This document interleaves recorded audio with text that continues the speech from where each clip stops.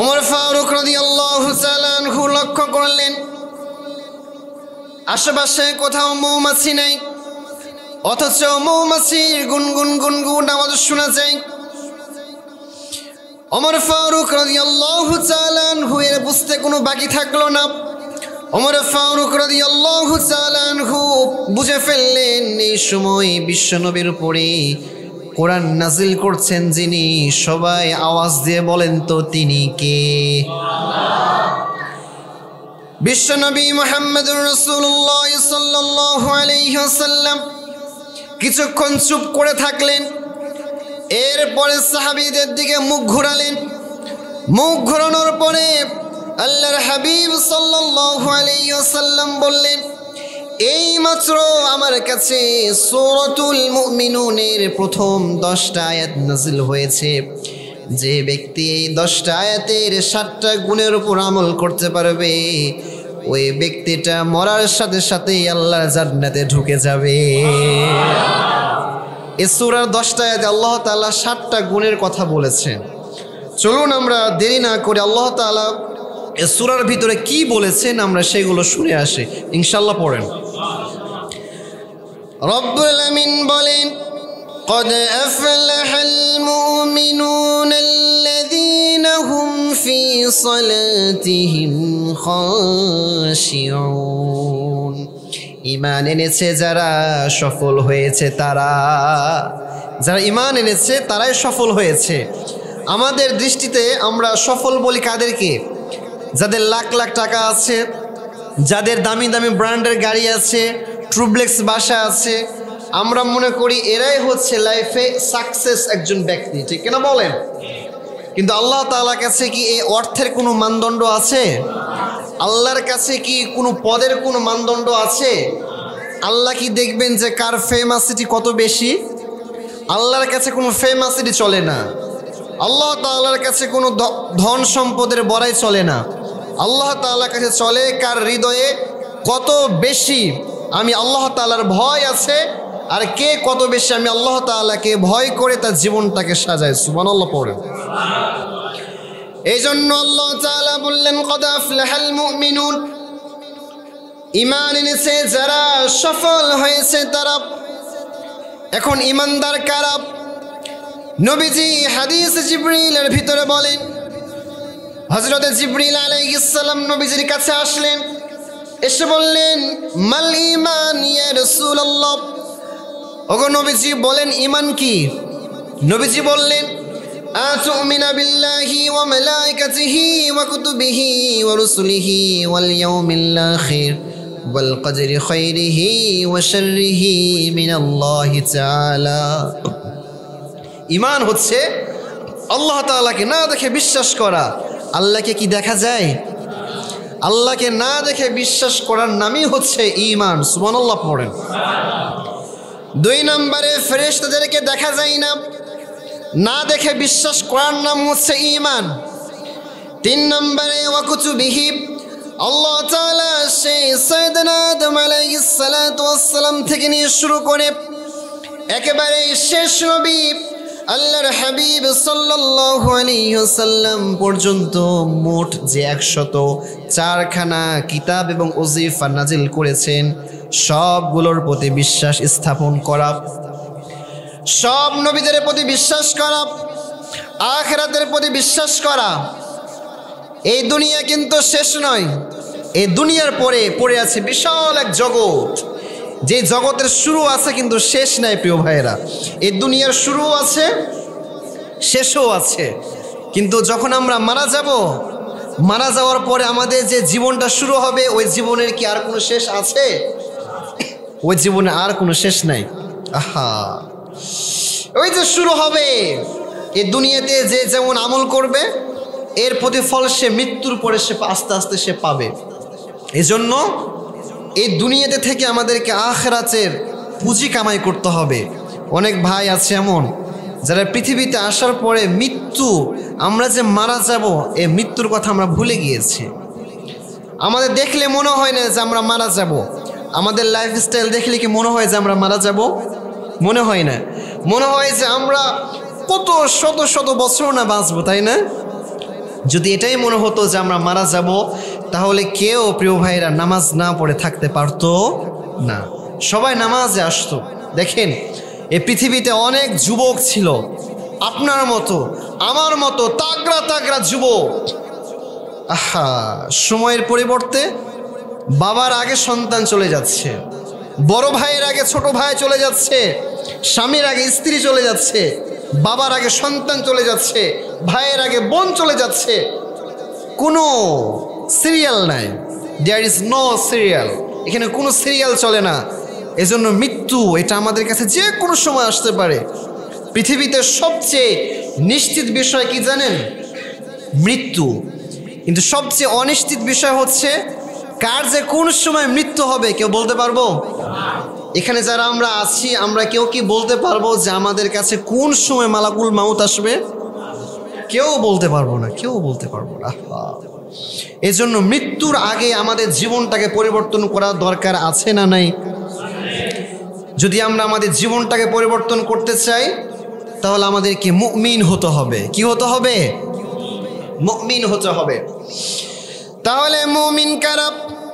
এক নম্বরে আল্লাহকে না দেখে বিশ্বাস করা, দুই নম্বরে ফেরেশতাদেরকে না দেখে বিশ্বাস করা, তিন নম্বরে আল্লাহ তাআলার সব কিতাবগুলোর উপর বিশ্বাস স্থাপন করা, চার নম্বরে সব নবী রাসূলদের প্রতি বিশ্বাস স্থাপন করা, পাঁচ নম্বরে আখিরাতের প্রতি বিশ্বাস স্থাপন করা, ছয় নম্বরে আমাদের জীবনে যা কিছু ঘটে, কখনো আপ কখনো ডাউন, কখনো উন্নতি কখনো ব্যর্থতা, কখনো আমাদের বিজনেসের ভিতরে অনেক লাভ হয়, আবার কখনো দেখবেন মাঝে মাঝে এমন লস হয়, হতাশায় ভরে যায়।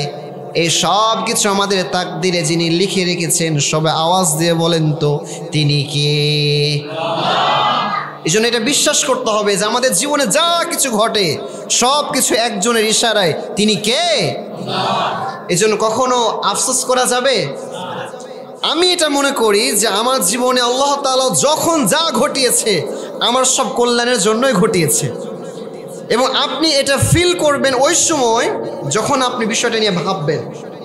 দেখবেন আজকে আপনার জীবনে একটা বড় বিপদ এসেছে, এই বিপদটা আজ থেকে 2 বছর হোক, 3 বছর হোক, 4 বছর হোক, একটা সময় গিয়ে দেখবেন যে এই বিপদের কারণেই আজ থেকে 3 বছর 4 বছর পরে আল্লাহ তাআলা আপনার জন্য একটা অনেক বড় সুযোগ নিয়ে এসেছেন, অনেক বড় একটা অপরচুনিটির ব্যবস্থা করে দিয়েছেন।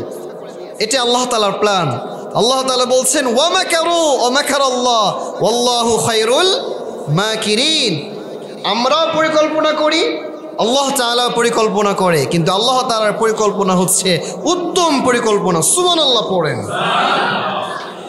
এজন্য সেই মহান রব্বুল আলামিন বলেন قد أفلح المؤمنون الذين هم في صلاتهم خاشعون।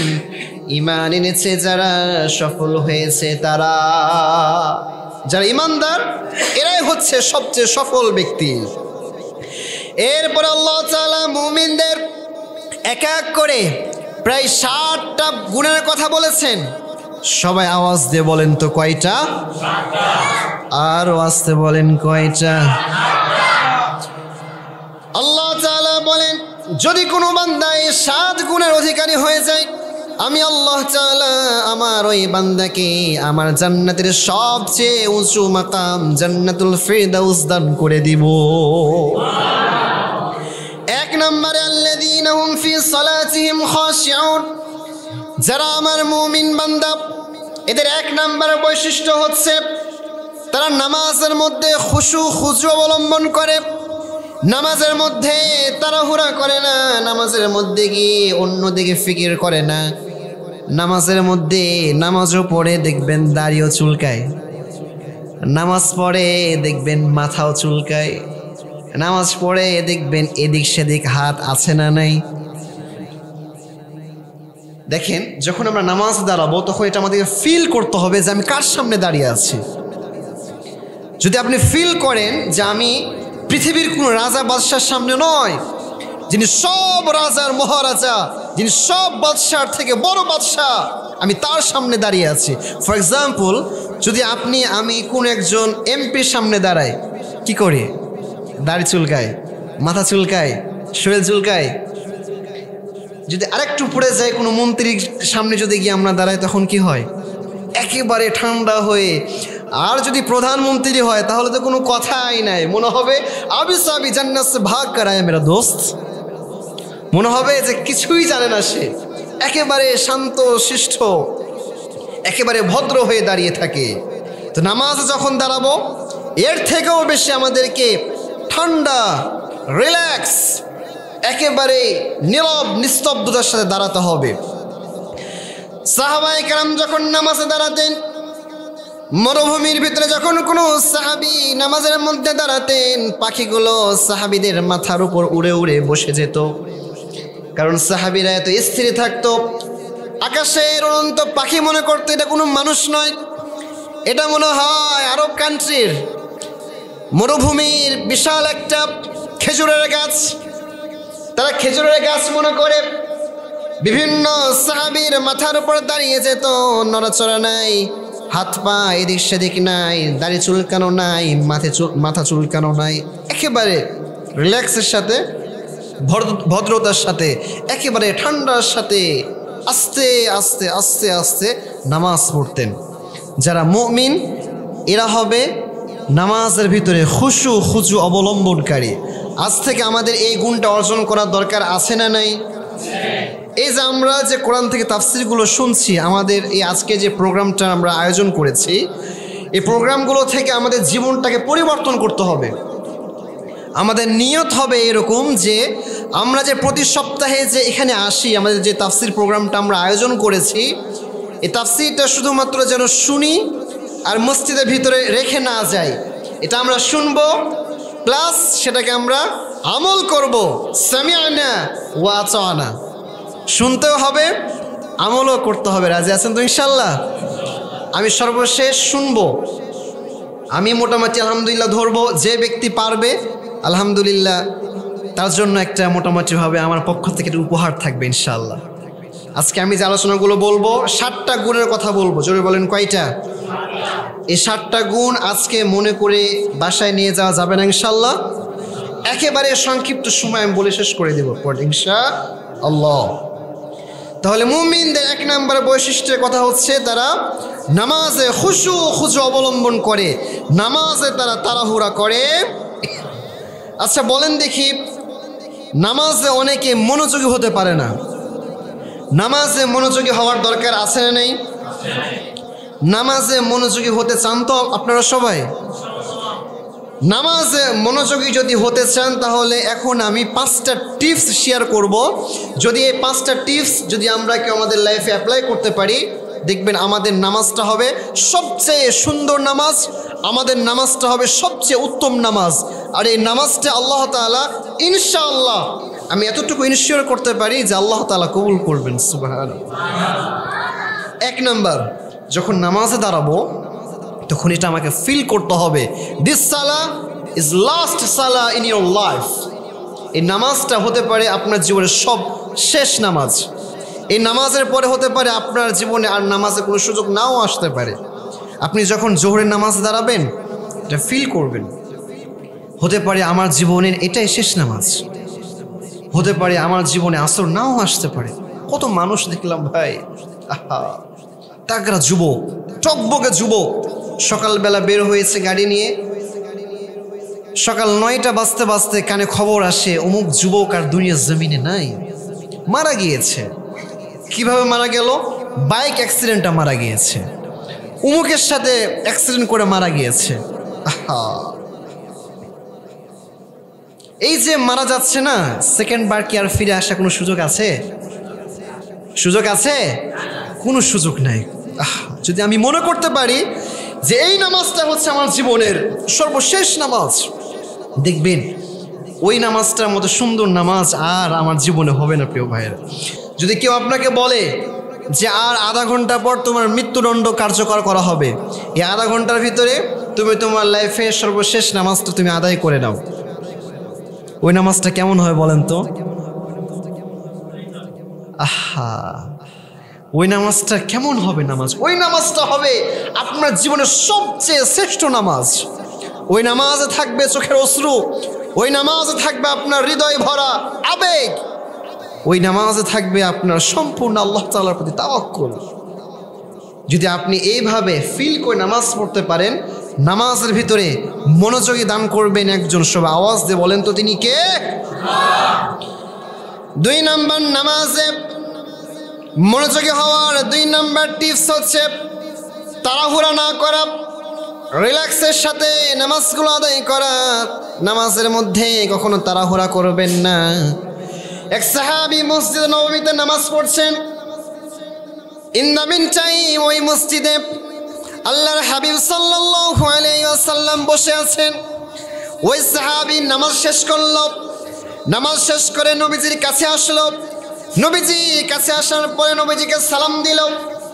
নবীজি সালামের উত্তর নেওয়ার পরে বলল, ইরজিয়া ফাসাল্লি ফাইন্নাকা লাম তুসাল্লি, যাও তোমার নামাজ হয় নাই, আবার নামাজ আদায় করো। ওই সাহাবী আবার নামাজ আদায় করলেন, নবীজির কাছে আবার আসলেন। নবীজি বললেন, ইরজিয়া ফাসাল্লি ফাইন্নাকা লাম তুসাল্লি, যাও তোমার নামাজ হয় নাই, আবার গিয়ে নামাজ আদায় করো। ওই সাহাবী আবার গিয়ে সুন্দরভাবে নামাজ আদায় করলেন। নামাজ আদায়ের পরে ওই সাহাবী আবার নবীজির কাছে আসলেন। নবীজি বললেন, ইরজিয়া ফাসাল্লি ফাইন্নাকা লাম তুসাল্লি, যাও তোমার নামাজ হয় নাই, যাও তুমি আবার নামাজ আদায় করো। ওই সাহাবী আবার নামাজ আদায় করলেন। এইরকম ভাবে 3 বার নামাজ আদায় করলেন। চতুর্থবার যখন আবার আসলেন, নবীজি বললেন, ফাসাল্লি ফাইন্নাকা লাম তুসাল্লি, যাও তুমি নামাজ আদায় করো, তোমার নামাজ হয় নাই। ওই সাহাবী এবার কেঁদে দিল। ওই সাহাবী বলল, ইয়া রাসূলুল্লাহ, এর থেকে তো আমি সুন্দর নামাজ আদায় করতে পারি না, সারা জীবন আমি এইরকমই নামাজ আদায় করি। ইয়া রাসূলুল্লাহ সাল্লাল্লাহু আলাইহি ওয়াসাল্লাম, আপনি একটু আমারে সুন্দর নামাজটা শিখিয়ে দেন। নবীজি বললেন, এই দিকে আসো, তুমি যখন নামাজ পড়বা তখন তাড়াহুড়া করবা না, নামাজের সময় রিল্যাক্সের সাথে দাঁড়াবা, সুন্দর করে তাকবীরে তাহরিমা বলবা, রিল্যাক্সের সাথে হাত বাঁধবা, রিল্যাক্সের সাথে রুকু করবা, সিজদা করবা। কারণ ওই ব্যক্তি হলো সবচেয়ে বড় চোর, যে ব্যক্তি নামাজে চুরি করে। ঠিক কিনা বলেন? সাহাবায়ে কেরাম জিজ্ঞেস করলেন, ইয়া রাসূলুল্লাহ ইয়া হাবিবাল্লাহ, নামাজের ভিতরে আবার মানুষ কেমন করে চুরি করে? নবীজি বললেন, মানুষ নামাজের ভিতরে চুরি করে রুকু আর সিজদার ভিতরে। দেখবেন অনেকে আছে রুকু থেকে সোজা হয়ে যে উঠতে হয়, অনেকে সোজা হয়ে উঠতে চায় না, হালকা উঠে সিজদায় লুটিয়ে পড়ে, আছে না নাই? আবার অনেকে দেখবেন যে প্রথম সিজদা করে 2 সিজদার মাঝখানে সোজা হয়ে বসা ওয়াজিব না, অনেকে দেখবেন বসতে চায় না, প্রথম সিজদা থেকে উঠে আবার হুট করে দ্বিতীয় সিজদায় চলে যায়। না, এরকম করবেন না। রুকু থেকে সোজা হয়ে দাঁড়ানো এটা হচ্ছে ওয়াজিব। প্রথম সিজদা থেকে উঠে 2 সিজদার মাঝখানে সোজা হয়ে বসা এটা ওয়াজিব। যদি কারো ওয়াজিব ছুটে যায়, ওই ব্যক্তি সাও সিজদা করা ছাড়া নামাজ আদায় হবে না। আবার 2 সিজদার মাঝখানে ছোট্ট একটা দোয়া পড়বেন, আল্লাহুম্মা গফিরলি ওয়ারহামনি ওয়াআফিনি ওয়াহদিনি ওয়ারযুকনি, ছোট্ট একটা দোয়া পড়বেন। এই দোয়ার ভিতরে আমরা 5টা জিনিস চাই। 1 নম্বরে, ও আল্লাহ আপনি আমারে মাফ করেন, সুবহানাল্লাহ পড়েন। ওয়ারহামনি, আল্লাহ আপনি আমার উপর দয়া করেন। 3 নম্বরে, ওয়াআফিনি, আপনি আমারে সুস্থ করে দেন। 4 নম্বরে, ওয়াহদিনি, আপনি আমারে হিদায়াত দান করেন। 5 নম্বরে, ওয়ারযুকনি, ও আল্লাহ আপনি আমার রিজিকের মধ্যে বরকত দেন।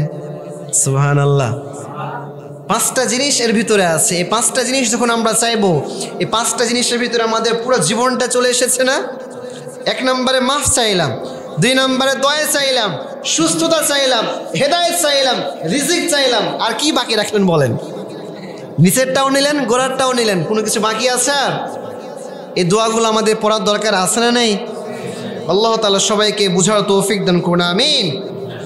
এই জন্য নামাজে মনোযোগী হওয়ার জন্য রিল্যাক্সের সাথে নামাজ পড়বেন।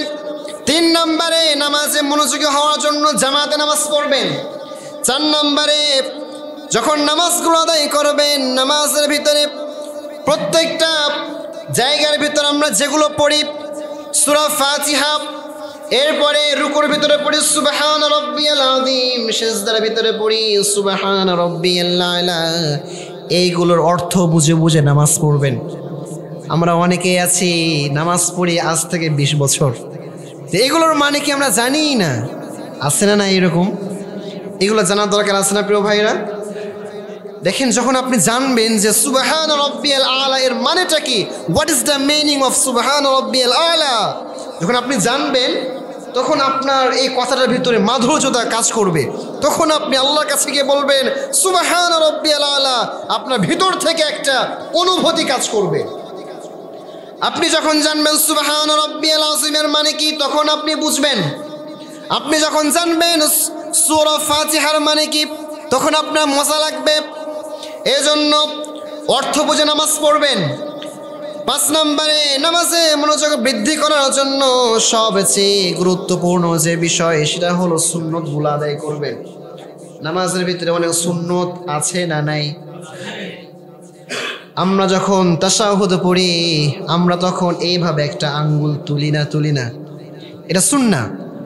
ইমাম সাহেব যখন বলে গায়রিল মাগদুবি আলাইহিম ওয়ালাদ-দাল্লিন, দলিল শেষ হওয়ার পরে আমিন বলার দরকার আছে না নাই? আপনি আস্তে বলেন বা জোরে বলেন, বাট পড়বেন। হাদিসের ভিতরে এসেছে যখন ইমাম সাহেব আমিন বলে তখন ফেরেশতারাও আমিন বলে। যদি কোনো মুসল্লির ফেরেশতাদের আমিনের সাথে আমিন বলা মিলে যায়, আল্লাহ তাআলা ওই ব্যক্তির অতীতের সব সগীরা গুনাহগুলো মাফ করে দেয়। এজন্য নামাজে মনোযোগী হওয়ার জন্য এই কাজগুলো করলে আপনার মনোযোগ বাড়িয়ে দিবেন একজন তিরিকি। তাহলে 1 নম্বরে মুমিনদের বৈশিষ্ট্যের কথা জানলাম, মুমিনরা নামাজের ভিতরে খুশু অবলম্বন করে।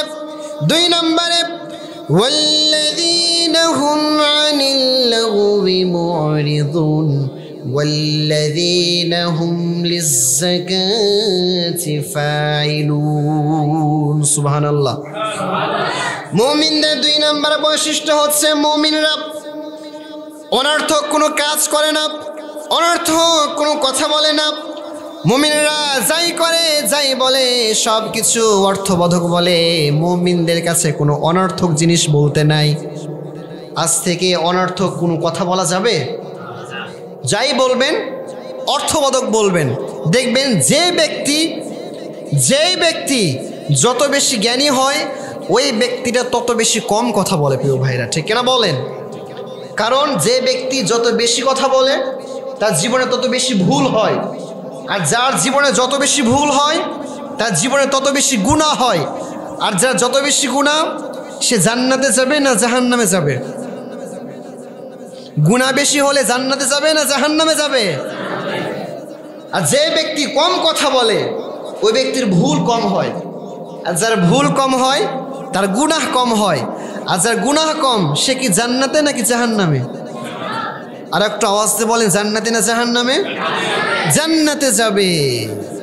এই জন্য নবীজি বললেন, মান কানা ইউমিনু বিল্লাহি ওয়াল ইয়াউমিল আখির ফালইয়াকুল খায়রা ওয়ালইয়াসমুত।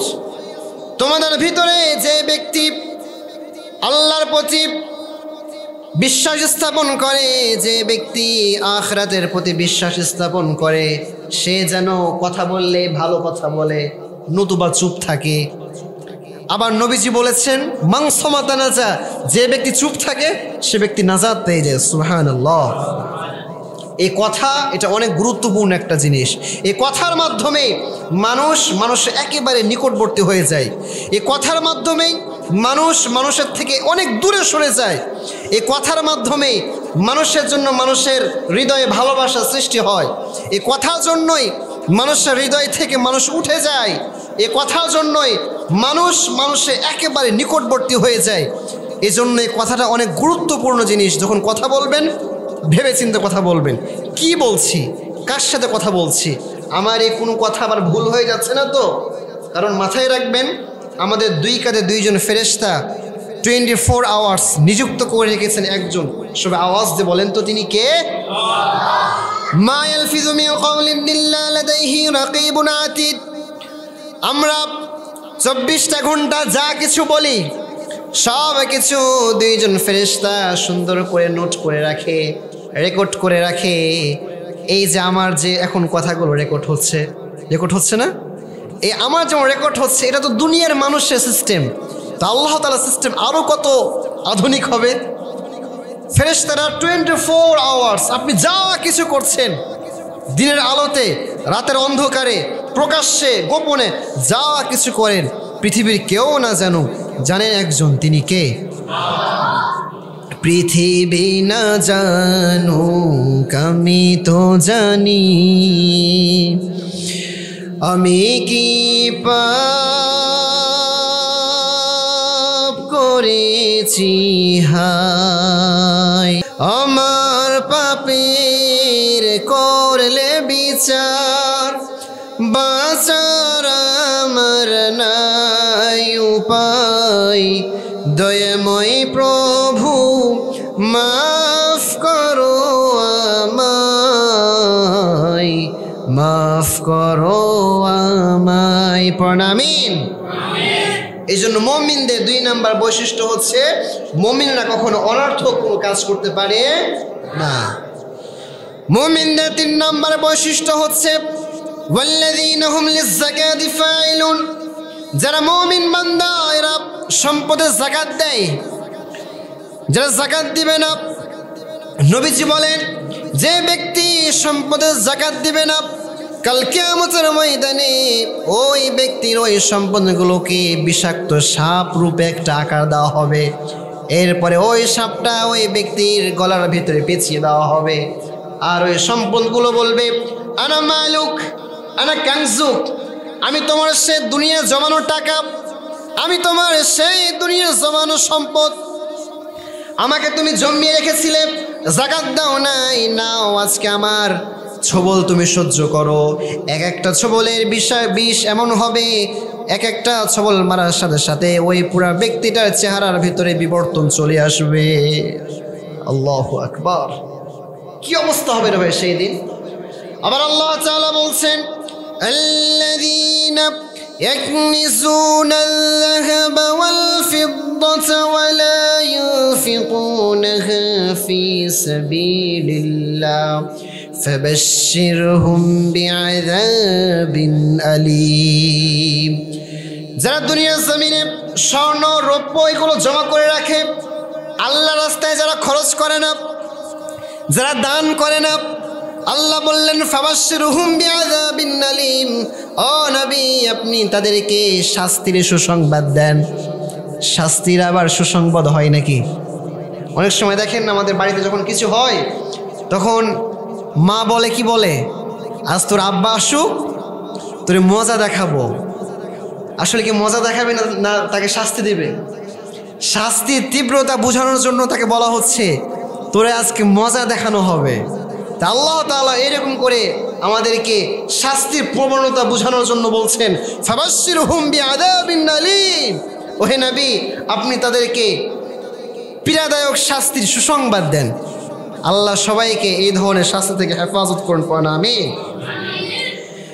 মুমিনদের 4 নাম্বার বৈশিষ্ট্য ওয়াল্লাযীনা হুম লিফুরুজিহিম হাফিজুন।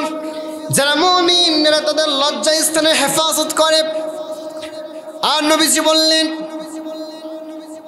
মাইয়াজমাল্লি মা বাইনা লিহইহি ওয়া মা বাইনা রিজলাইহি, আমার যে উম্মত আমাকে 2টা অঙ্গের গ্যারান্টি দিবে, আযমাল্লাহুল জান্নাহ, আমি বিশ্বনবী তাকে জান্নাতের গ্যারান্টি দিয়ে দিলাম। আর একটু আস্তে বলেন সুবহানাল্লাহ। 1 নম্বরে মা বাইনা লিহইহি, 2 চোয়ালের মাঝখানে যা থাকে মানে জিহবা। 2 নম্বরে মা বাইনা রিজলাইহি, 2 উরুর মাঝখানে যা থাকে মানে লজ্জা স্থান। যে ব্যক্তি জিহবা লজ্জা স্থান এই 2টা অঙ্গের গ্যারান্টি দিবে, নবীজি বললেন আমি আমার ওই উম্মতকে জান্নাতের গ্যারান্টি দিয়ে দিলাম। যদি আপনি এটা গ্যারান্টি দিতে পারেন যে আমি মুখ দিয়ে কারো গীবত করব না, আমি এই মুখ দিয়ে মিথ্যা কথা বলবো না, কারো শেকায়েত করব না, আর এই লজ্জা স্থান দিয়ে আমি বিবাহ বহির্ভূত কোনো হারাম সম্পর্কে জড়িত হব না। তাহলে আপনার জন্য জান্নাতটাকে তৈরি করে রেখেছেন একজন, সব আওয়াজ দিয়ে বলেন তো তিনি কে? এই যে বর্তমান সময়ে অনেক দেখবেন যে যুবক যুবতীরা আসলে তারা বুঝে না, এই যে হারাম সম্পর্কে যে তারা লিপ্ত হয়ে থাকে, কোনো কিছু আছে? কিছুই নাই। জাস্ট তারা 24টা ঘন্টা এই হারামভাবে কথা বলে। এই হারামভাবে কথা বলার ফলে তাদের আমলনামাতে 24টা ঘন্টায় গুনাহ যুক্ত হতেই আছে, হতেই আছে, হতেই আছে। নাউজুবিল্লাহ।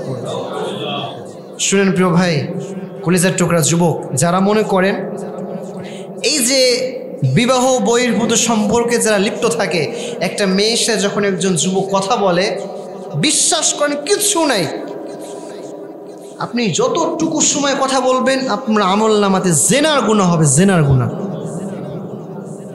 কান দিয়ে আপনি একটা গায়রে মাহরাম মেয়ের কণ্ঠ শুনবেন, কানের জেনা হলো। চোখ দিয়ে একটা গায়রে মাহরাম মেয়ের দিকে তাকালেন, আপনার চোখের জেনা হলো। একটা অপরিচিত মেয়ে যে আপনার স্ত্রী নয়, একটা মেয়ের কাছে গিয়ে আপনি তার শরীরের ঘ্রাণ নেবেন, আপনার নাকের জেনা হলো। তার সাথে আপনি কথা বলছেন, মুখের জেনা হলো। প্রিয় যুবক ভাই, প্লিজ ফিরে আসেন। আল্লাহ তাআলা প্রতিটা যুবককে কথাগুলো বোঝার তৌফিক দান করুন, আমিন। তাহলে মুমিনদের 4 নাম্বার বৈশিষ্ট্য কি বললাম?